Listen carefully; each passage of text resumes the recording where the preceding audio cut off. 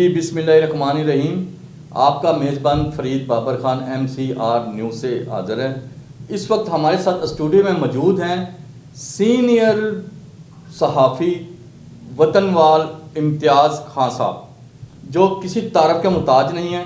ان سے ہم گفتگو کریں گے، ان سے بات کریں گے کہ لانگ مارچ عمران خان صاحب کا PTI کا جو چل رہا ہے، اور پچھلے دنی بھی آپ کے سامنے جو وزیر آباد میں فائرنگ ہوئی اور یہ زخمی ہو گئے، ایک جاں بحق ہوا. اس کے بعد ہمارے ساتھ موجود ہیں ایڈوکیٹ ہائی کورٹ مختار قریشی صاحب، یہ سینئر وکیل ہیں، اور ان سے بھی ہم پوچھیں گے کہ مقدمہ درج کیوں نہیں ہوا. ہائی کورٹ نے اور سپریم کورٹ کے حکم پر پھر مقدمہ درج ہوا اور اس میں پولیس مدعی بن گئی.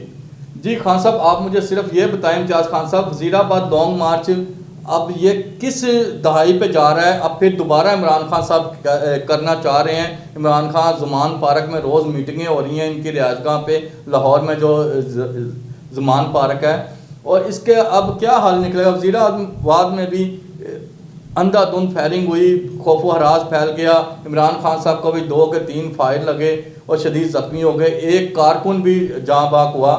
اور اس کے متعلق آپ کیا کہتے ہیں؟ دوبارہ لانگ مارچ شروع ہوا اور تھرڈ بھی بہت آ رہے ہیں. ایجنسیوں نے بھی ان کو انفارم کیا ہوا ہے کہ جی آپ احتیاط کریں. ان کے گھر کے باہر بھی نفری موجود ہو گئی پولیس کی.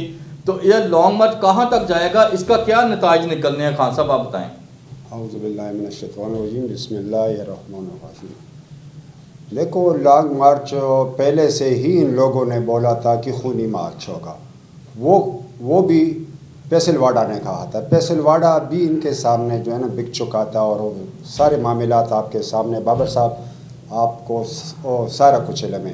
اب خطرہ نہ ہندوستان سے ہے نہ امریکہ سے ہے، صوبائی حکومت کو وفاقی حکومت سے ہی جو ہے نا خطرہ ہے. ابھی جو کیس ہوا ہے یہ بھی کڑی جڑتے وفاقی حکومت کے ارد گرد آ گئی ہے. تسنیم گردیزی صاحب کو آپ نے سن لیا، اس کی سٹیٹمنٹ بھی آ گئے، اور سارے معاملات اسی طرف جا رہے ہیں جس کا پہلے ہی شک کیا جاتا تھا.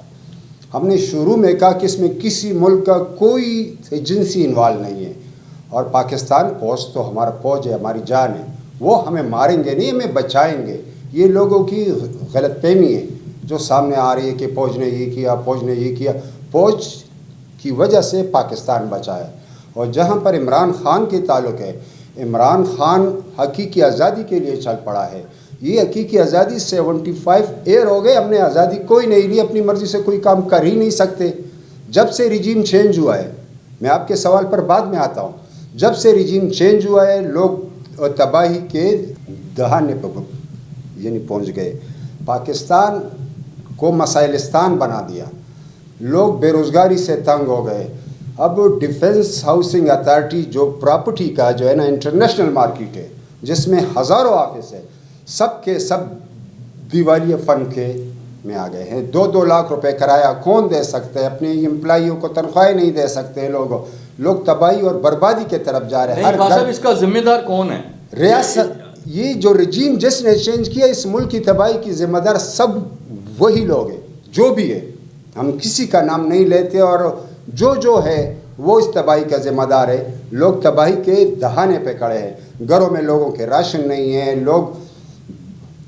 اب میں کیا کروں؟ میں نے بڑے سفید پوشوں کو بسوں میں چڑھتے ہوئے دیکھا، گاڑیاں پیٹرول کی وجہ سے سامنے کڑی ہوئی. نہیں، آپ کہنا چاہ رہے ہیں کہ یہ حکومت جائے گی، نئی حکومت عمران خان صاحب کی آئے گی اور حالات ٹھیک ہو جائیں گے، مہنگائی بھی کم ہو جائے گی؟ انشاءاللہ سب کچھ اس طرف جا رہے تھے. ہم تو اس طرف جا رہے تھے. ہمارے معیشت ٹھیک ہوتا جا رہا تھا. ابھی معیشت انتہائی تباہی کے دہانے پہ کھڑا ہوا ہے.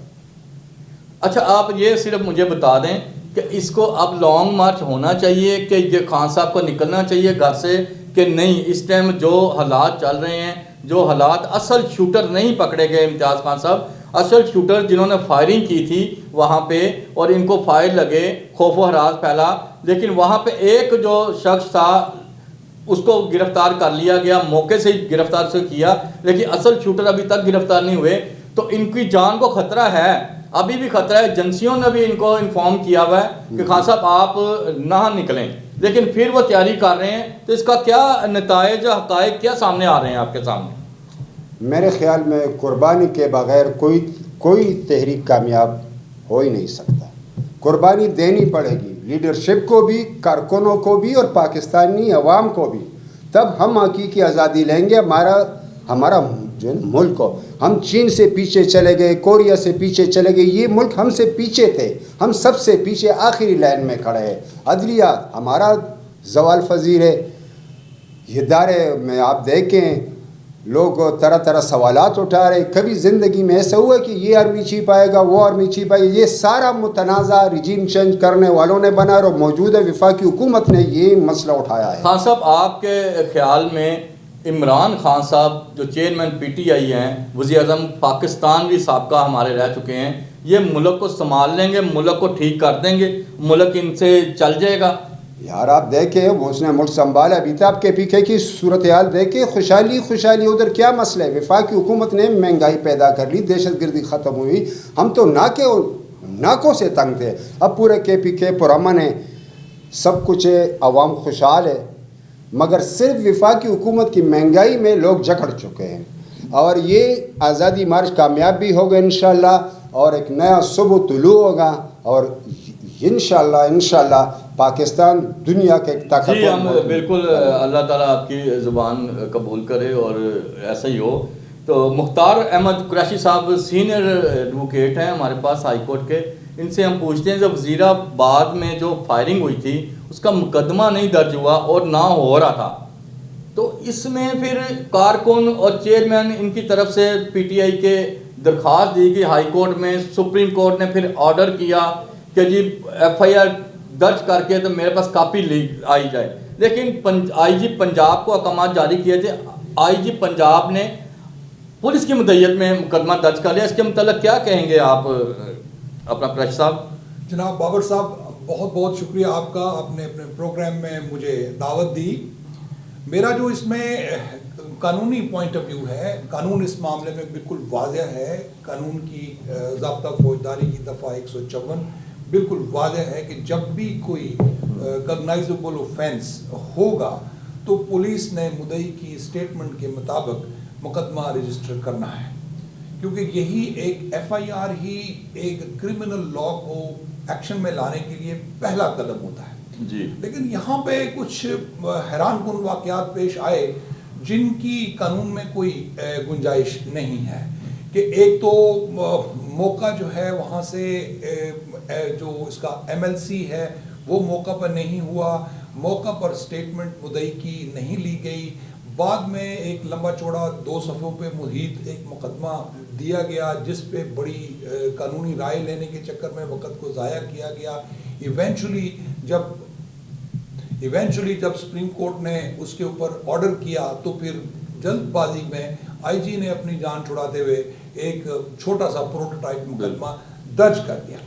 حالانکہ قانون جو تھا وہ بالکل ڈیفرنٹ تھا, کیونکہ مضروب کی ایم ایل سی ہونی چاہیے تھی, اور جو ڈاکٹروں نے جہاں پہ زخموں کی نشاندہی کی ہے ان کی سنگینی کے مطابق جو مضروب کے اوپر جو ایف آئی آر میں دفعات ہونی چاہیے تھیں وہ ان کا کام تھا, وہ اس میں درج کرتے ہیں. جی قریشی صاحب, یہ مجھے بتائیں کہ ملزم کو جب انہوں نے پکڑا اس کے 10 منٹ کے بعد ہی 15 منٹ کے بعد اس کی ویڈیو ریکارڈنگ شائع کر دی, میڈیا پہ چلا دی کہ جی یہ ملزم یہ کہہ رہا ہے کہ جی میں وہاں سے لاہور سے بیٹھا ہوں, ان کے پیچھے لگا ہوا تھا اور یہ وہاں پہ اذان ہو رہی تھی اور دھوم دھڑکا اور ڈھول بج رہے تھے, ڈیک چل رہے تھے, مجھے غصہ چڑھا اور میں نے آ کے فائرنگ کر دی.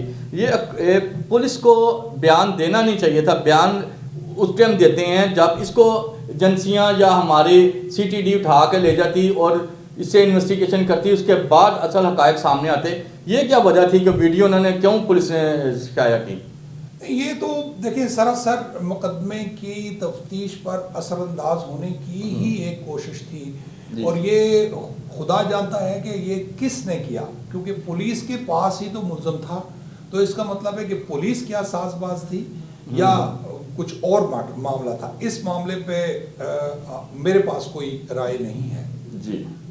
جی آپ کے ساتھ آپ کا میزبان فرید بابر خان MCR نیوز سے اجازت چاہے گا. اللہ حافظ.